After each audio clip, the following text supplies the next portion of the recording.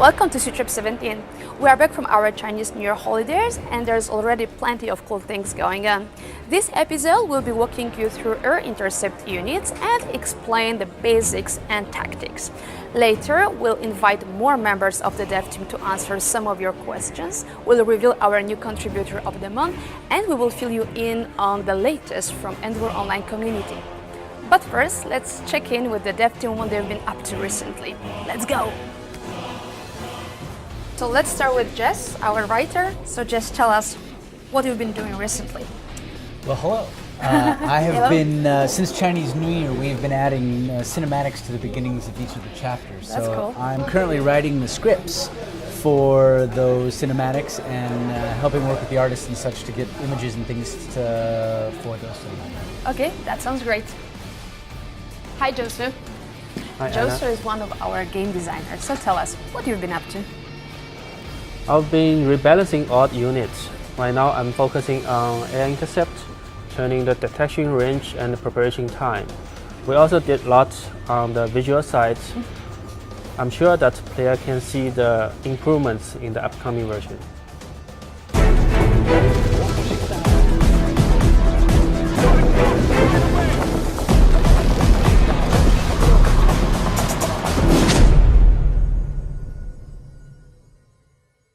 Hi everybody, I'm gonna talk now about Air-intercept units and how it's working. So the simplest for this is to go in game and watch real situations.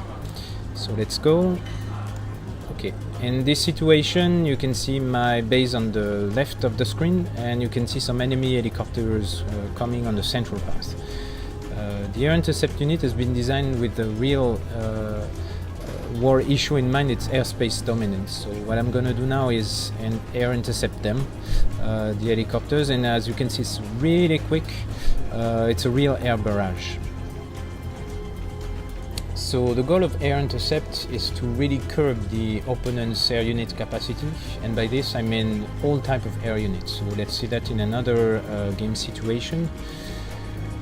Okay, in this situation the enemy has sent many drone units on the central pass and I'm gonna send air intercept against them to protect my base. That time it's a tier 2 air intercept. I mean it has EMP skill that will deal damage over time. Okay, there we go. You can see here the drone are almost all taken down. And I need to deploy a AAV to finish them. It's gonna be a piece of cake. Okay. There we go. So airspace dominance is not only about blocking the progression of air units along their path, it's also about reacting very quickly to any flying threat. So let's check it out in game. Here in this situation I have units on the central path, ground units, and they are vulnerable to airstrike obviously. So I should be ready to counter it. Here it goes. The time window is really tight. I'm gonna intercept it. It's all about reacting before it drops the bomb. Okay, my air intercept's coming and intercepted right before dropping the bomb. If the interception is too late, then you're not gonna protect your ground units. Another use of air intercept is against air transport. It's a little bit more subtle this time because air transport will often resist the interception. So let's see how it works. In this situation, I'm sending a pretty strong assault with ground units on the central pass, and that's when my opponent is deciding to use air transport to fly over them and drop its units. Let's go for interception. There we go. You can see that a huge helicopter took damage, but it's not dead, and I'm just finishing him with my gunship as it dropped its unit. Important point is that knowing that the transported units will also take damage inside the air transport. Is this all about airspace dominance? What about air intercept versus air intercept? Okay, let's see that. Okay, here I have my gunship on their way on the central path, and okay, my opponent is going to intercept them. So action reaction, I counter it on its path. Is it early enough to protect my helicopters? Yes. Okay, that's cool. We have some kind of instant dogfight in EndWar. Last thing, choosing a air intercept commander is basically taking a risk. What I mean is that it's a tactical choice that may not pay off every time. Why is this? Let's look at this situation. So here you can see that my opponent has obviously a huge majority of ground unit commanders in his deck. So my air-intercept is useless. I just wasted a slot. So my advice is to combine air-intercept commander with an airstrike commander. It mitigates the risk and guarantees you can always barrage both ground unit and air units. And there we go for the airstrike here. This is not the only possibility. It all depends on players' habit, and the more you'll play online, and the more you'll find the best combination that fits you. You ask, we answer. Hi, Jacques. Hi Anna, hi guys. So this time one of our players, 127, would like to know your answer for this. Will there be a way to switch factions or to make more than just one army? Yes, absolutely. Switching faction is something we are very keen to do. It is in our production plan and it's definitely coming. And this is definitely a good news. And for the next question, I will move over to the programmers team. And I am here with Tanjechi, who is one of our most experienced programmers. Welcome. Hi there. So Team Gamer Goes posted this on our forums, and we're hoping you could provide more detailed answers. Yeah, sure, of course. I've got a technical question. What is the programming language of EndWar Online, and what were the biggest challenges you encountered? Yeah. I want to become a programmer, so that's why I ask. Okay, sure thing. EndWar Online uses Flash 3D, which is a relatively new technology, and it's a part of Adobe Flash 11.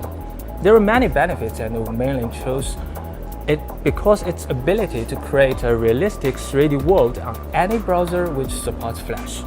Compared to the original Flash, we can reach rendering speed of about 1,000 times faster. It's really faster than before, and it's allowing us to create the detailed graphics, 3D graphics, and you can see it in EndWar Online. So actually, EndWar Online is still a Flash game, but it's not a typical one. It's a 3D game with high quality, and it's in your browser. We have made a lot of effort to optimize the engine and to add more advanced visual effects and to push the quality to maximum while keeping it also accessible to those with lower hardware setups. So our goal is to make a next-gen browser game. That's great. So what was the biggest challenge? I think the biggest challenge we met is when we start the EndWar Online, the project EndWar Online, and the Flash 3D technology were totally new on the market. And it's also totally new to us, and we need time to learn and master it. And we don't have the prior experience on developing Flash 3D games. And also there is no Flash 3D based engine on the market we can reuse. So we had to scratch and build our own engine and our own editors and the tools. Sounds like a lot of work. Yeah, a lot of work. Thank you for your time, Tanjechi. You're welcome. And now it's time to reveal our contributor of the month of March, Sujin. Who's the winner?